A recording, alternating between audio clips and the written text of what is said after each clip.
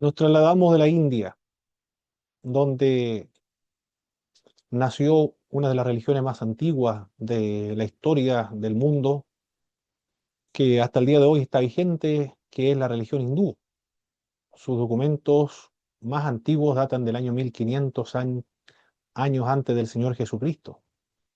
Y nos trasladamos a la frontera de la India a la China, donde vamos a encontrar otra religión que surge en el siglo sexto antes del Señor Jesucristo.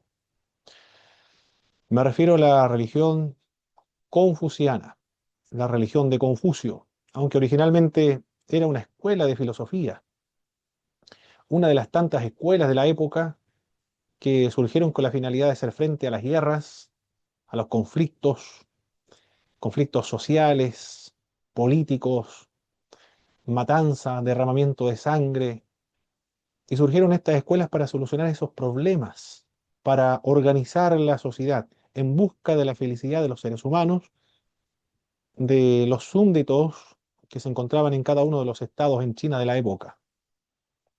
Después, posteriormente, se va a convertir en la religión, en una de las religiones de China, pero no surgió precisamente como tal, sino que surge como una escuela filosófica que buscaba satisfacer al pueblo, buscar la armonía, buscar una buena relación entre los miembros de la sociedad juntamente con el Estado. Muy a menudo los estudiosos hacen referencia a las tres religiones de China, con lo que quieren indicar el confucianismo, el daoísmo o el taoísmo, y también la otra religión que llega posteriormente, que es el budismo. Esto no quiere decir que hayan tres grupos de chinos, con cada grupo siguiendo una de estas tres religiones. Los chinos tienden a no ser exclusivos en cuanto a sus religiones, lo cual no significa que por lo general no se adhieran a una u otra de las religiones. La mayoría de los chinos tienen alguna devoción a estas tres religiones. Así es que en realidad para ellos estas no son tanto religiones diferentes, excluyentes entre sí, sino más bien son tres elementos de un conjunto religioso. Se ha comentado que para el misticismo los chinos van al taoísmo, para cuestiones que son morales recurren al confucianismo, y para las necesidades después de la muerte van al budismo. Por lo tanto, estas tres religiones son las que prevalecen en China. En la revolución cultural, en la época de Mao Zedong o Mao Zedong, esta revolución iba principalmente dirigida contra lo confuciano.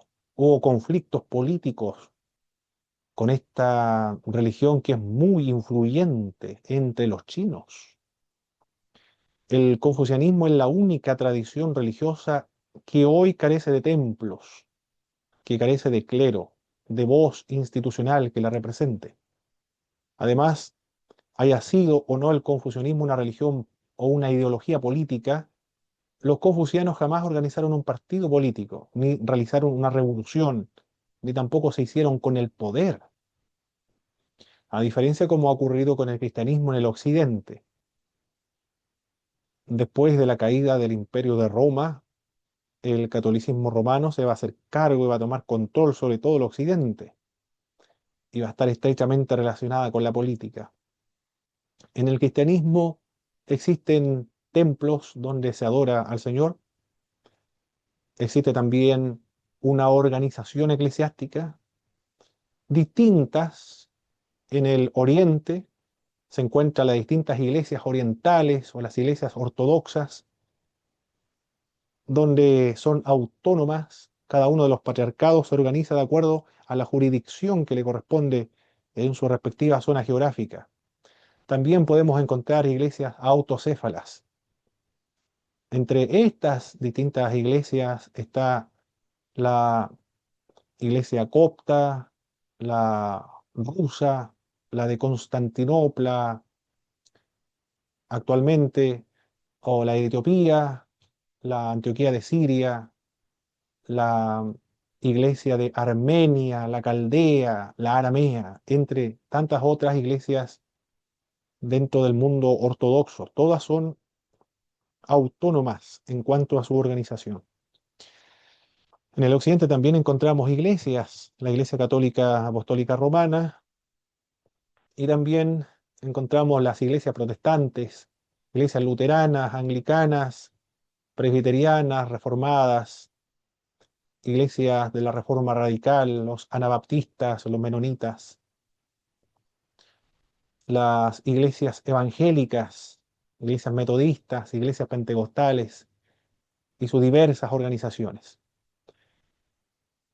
Hay una institución, una voz que lo represente, pero en el, en el confucianismo no encontramos templos, no encontramos clero, no encontramos una voz institucional que los represente y jamás se ha hecho con el poder y nunca ha tomado parte no, o ha sido parte de una revolución, como sí ha caracterizado el cristianismo en algún momento, por ejemplo, la reforma radical en la época del mileniarismo, la reforma milenaria o el milenarismo, emplearon la fuerza de las armas con la finalidad de establecer el reino de Dios aquí en la tierra.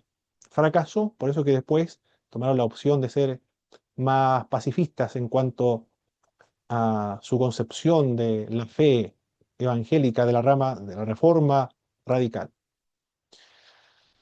Y en algunas zonas geográficas, en el occidente, hay un grupo, algunos más, otros menos, que de alguna u otra manera tiende a relacionarse con la política, a ingresar al poder político. Todo esto depende del tiempo, de acuerdo también al sistema teológico que corresponda a cada una de las religiones.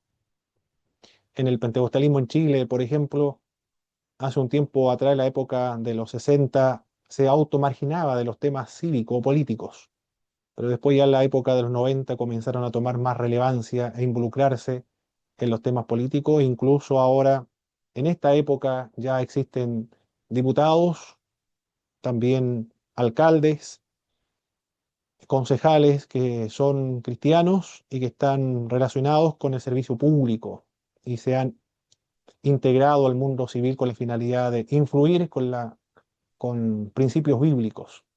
Y así encontramos diversas tendencias dentro del mundo evangélico protestante con respecto a la relación entre política y fe.